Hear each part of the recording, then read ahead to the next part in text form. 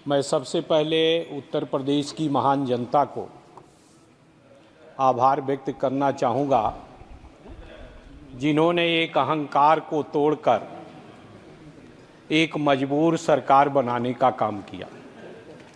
साथ ही साथ मैं अयोध्या मंडल की जनता का, महान जनता का आभार व्यक्त करना चाहूँगा, जिस महान जनता ने उस मंडल की पाँच सीटों पर ही भारतीय जनता पार्टी के अहंकार को तोड़ने का काम किया। माननीय श्री राष्ट्रपति जी के द्वारा सरकार ने जो अपना बात रखी, चुनाव आयोग पर आभार व्यक्त किया। निश्चित रूप से सरकार को चुनाव आयोग पर आभार व्यक्त करना चाहिए, इसलिए कि अगर ये सरकार बनी है तो चुनाव आयोग के भेदभावपूर्ण कार्यों के कारण बनी है। मतदाता सूची का लालजी वर्मा जी, आप सीनियर पार्लियामेंटेरियन रहे हैं, आप कह रहे हैं ये सरकार बनी है चुनाव आयोग के भेदभाव। ये कृपया चुनाव आयोग, आप जानते हैं कॉन्स्टिट्यूशनल बॉडी है। अभी आपने स्वयं कहा कि अयोध्या की 5 सीट हम जीत गए, तो आखिर चुनाव आयोग की निष्पक्षता होगी? कृपया किसी का। हाँ, धन्यवाद। माननीय सभापति जी, अगर निष्पक्ष चुनाव हुआ होता, मशीनरी का दुरुपयोग ना होता, जगह जगह खुलेआम धन और दारू का प्रयोग न हुआ होता, तो अकेले उत्तर प्रदेश में 20 सीटें और इंडिया गठबंधन की आती। मान्यवर, आज मतदाताओं पे आप सवाल उठा रहे हैं। माननीय सभापति जी, आज निष्पक्ष नहीं हुआ। मान्यवर, जिस तरह से आज 10 साल से भारतीय जनता पार्टी की सरकार चल रही है, जो वादा किया था 2014 में, उस वादे पर पूरी तरह से ये सरकार फेल हुई है। वादा था महंगाई को समाप्त करने का, वादा था बेरोजगारी को समाप्त करने का, लेकिन इस सरकार ने दिया क्या है? मान्यवर, श्री प्रधानमंत्री जी की सरकार ने आम जनता के लिए महंगाई की गारंटी दिया, छात्रों के लिए पेपर लीक की गारंटी दिया, युवाओं के लिए बेरोजगारी की गारंटी दिया, यात्रियों के लिए हादसों की गारंटी दिया, किसानों के लिए कर्ज दार बनाने की गारंटी दिया, छोटे उद्योगों के लिए बर्बादी की गारंटी दिया, और साथ ही साथ बाबा साहब भीमराव अंबेडकर के अथक प्रयासों से अनुसूचित जात, अनुसूचित जनजात को आरक्षण मिला। बड़े संघर्षों के बाद मंडल आयोग के माध्यम से पिछड़ी जाति के लोगों को हिस्सेदारी मिली सरकारी नौकरियों में। भारतीय जनता पार्टी की सरकार ने उस आरक्षण पर डाका डालने का काम किया। विभिन्न वर्गों के आरक्षण का लाभ न मिलने पावे, इसलिए निजीकरण करने का काम किया, और जो नौकरियां बची भी हैं उस आरक्षण पर नॉट फाउंड सुटेबल की गारंटी देने का काम भारतीय जनता पार्टी की सरकार ने किया। किसानों को न्यूनतम समर्थन मूल्य का लीगल गारंटी नहीं दिया।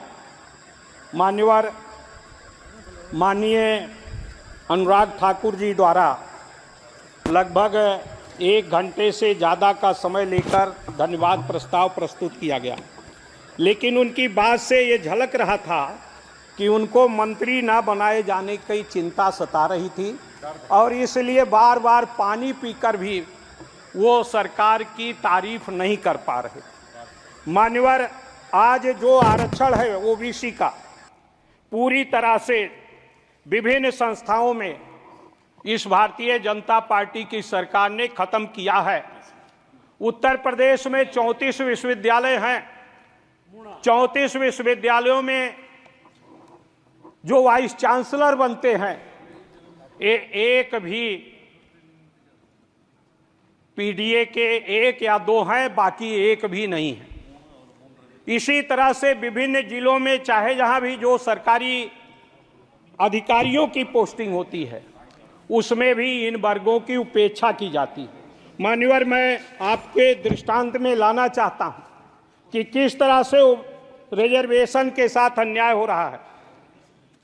ओबीसी श्रेणी के दिल्ली यूनिवर्सिटी में जो इनका कॉलेज है, एक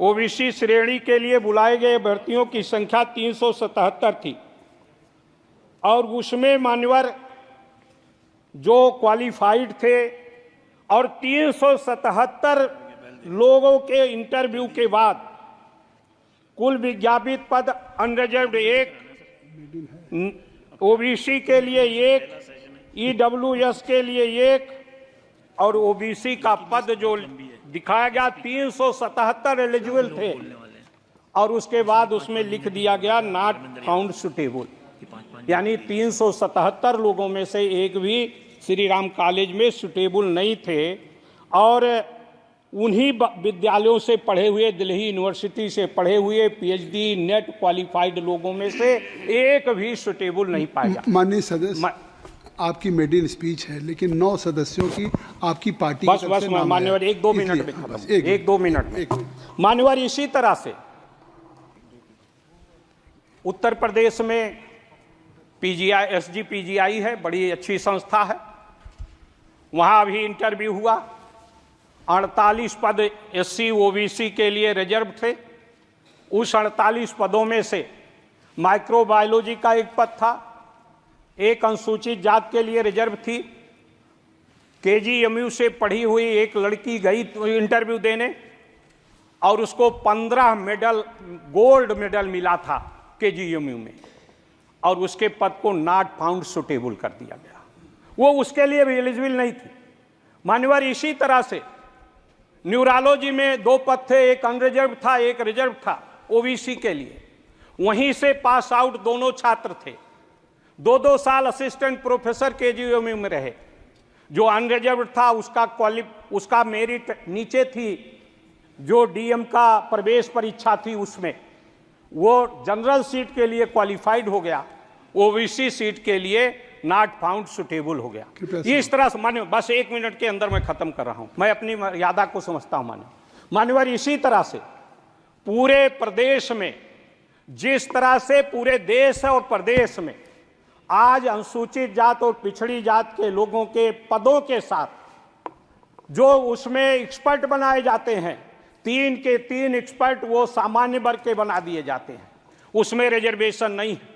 इस तरह से आज ये भारतीय जनता पार्टी की सरकार, जिसने मंत्रिमंडल का भी बनाने का काम किया, कहते हैं कि माननीय प्रधानमंत्री स्वयं ओबीसी हैं, लेकिन उसके बाद भी ओबीसी के लोगों के साथ अनुसूचित जनजात के, अनुसूचित जात के लोगों के साथ बस कंक्लूड करा मैं इस तरह से अन्याय हो रहा।